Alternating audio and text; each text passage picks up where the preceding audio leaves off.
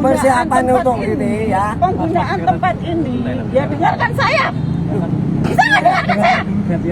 Sekarang gini, Saya ngomong. lu kamu ngurusin kok. Saya dia mengusir saya habis ngomong. Bisa nggak? Bisa nggak saya ngomong? Nanti saya untuk didukung sama masyarakat. Gantian Saya ya. ngomong dulu. Gantian ya, Baru Pak. jenengan.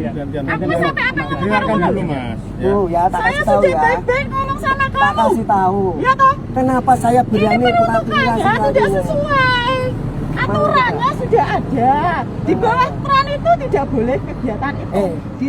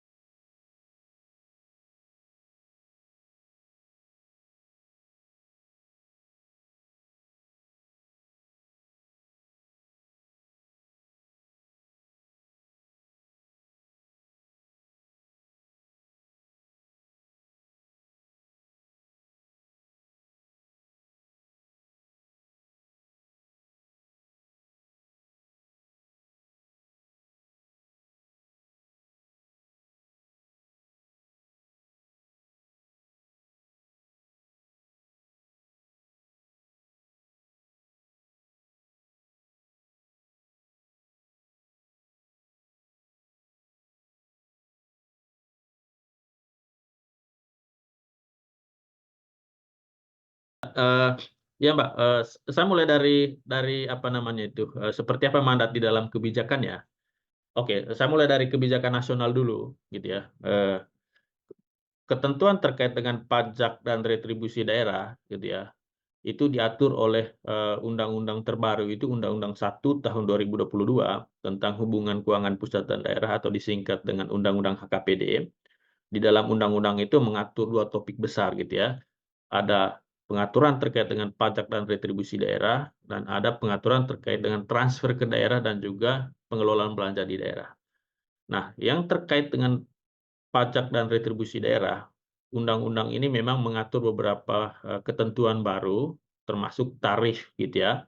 Dan dalam konteks pajak bumi dan bangunan untuk pedesaan dan perkotaan atau PBBP 2 itu, undang-undang terbaru ini menetapkan batas maksimal gitu ya, tarif itu 0,5% gitu ya. Dari undang-undang sebelumnya di Undang-Undang 28 tahun 2009 itu maksimal 0,3%.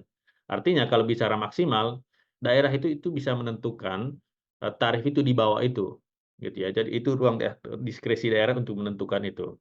Nah, dalam konteks kebijakan di Pati, kami coba cek di Perda 1 tahun 2024-nya Kabupaten Pati, dia menetapkan tarif itu 0,1% untuk yang nilai jual objek pajaknya itu di bawah 1 miliar, sementara yang di atas 1 miliar itu 0,2%, gitu ya. Nah, kenapa apa namanya itu harga atau nilai PBB P2 itu berbeda antara satu daerah dengan daerah yang lain, atau antara satu lokasi, antara satu jalan dengan jalan dan lokasi yang lain di dalam satu daerah itu berbeda-beda, itu karena nilai NJOP-nya itu, nilai jual objek pajaknya itu pasti berbeda-beda, gitu ya. Nah, nilai jual objek pajak inilah yang ditentukan oleh daerah melalui peraturan daerah, peraturan kepala daerah, gitu ya, atau melalui keputusan kepala daerah, gitu ya. Nah, dalam konteks isu di Pati, gitu ya, di Kabupaten Pati, ketentuan NJOP itu diatur di dalam terbaru itu di Perbub Peraturan Bupati tahun 2025, gitu ya. Dia coba merevisi di peraturan bupati sebelumnya, gitu ya.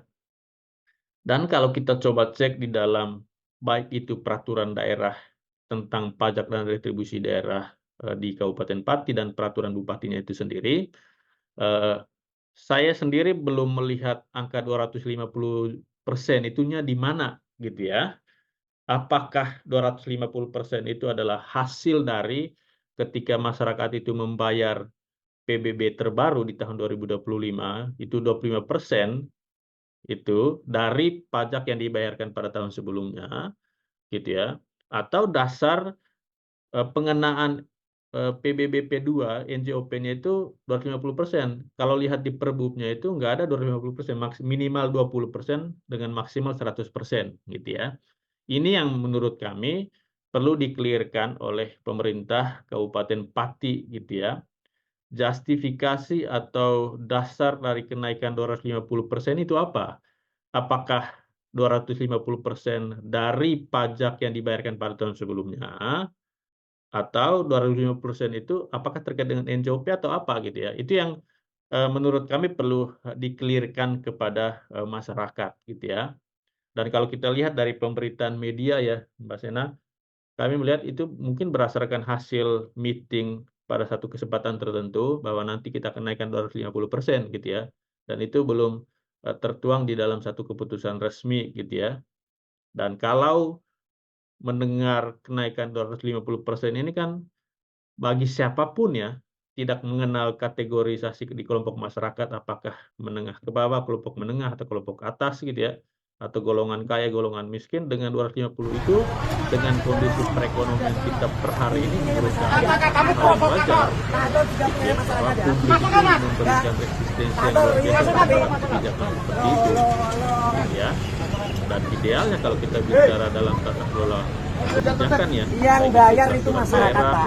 maupun peraturan Ya. kepala daerah, Tapi sangat kalau kamu beneran dia nih, keributan seperti ini jangan wajar sampai terjadi kalau dalam proses pembahasan rancangan peraturan, namanya perlawanan buat. bukan setelah peraturan Yang penting diterima dulu.